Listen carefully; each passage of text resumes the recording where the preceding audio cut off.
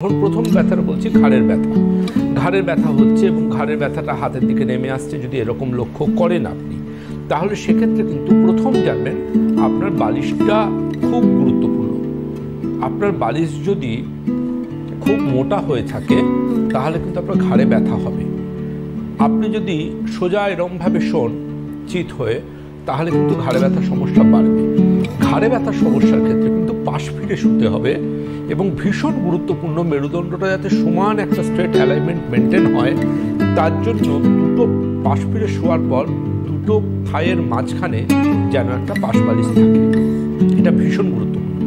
এবং ওই পাশ বালিশটা সরু একটা পাশ বালিশ হবে, ছোট্ট পাশ বালিশ হবে, দুটো পায়ের মাঝখানে থাকবে থায়ের পজিশনে, এবং শোয়াটা হবে কিন্তু এমনভাবে খুব পাতলা একটা বালিশের উপর।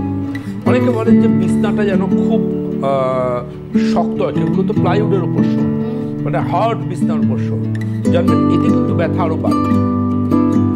এমন শক্ত বিছনায় শোবেন না যেখানে কিন্তু শোয়ার জন্য ওই বিছনাতে আপনার ব্যথা বাড়বে।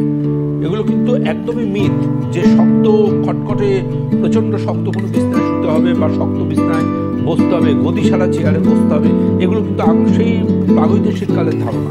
এখনকার দিনে যে আমরা এই প্রজন্মের চিকিৎসক, আমরা কিন্তু সবসময় বলি যেটাই শুলে মানে খুব নরমও নয়, প্রচণ্ড শক্তও নয়, এমন একটা ফার্ম ম্যাট্রেস সিলেক্ট করুন যেটা আপনি কমফোর্টেবলি ঘুমোতে পারবেন। এটা কিন্তু খুব ইম্পর্ট্যান্ট।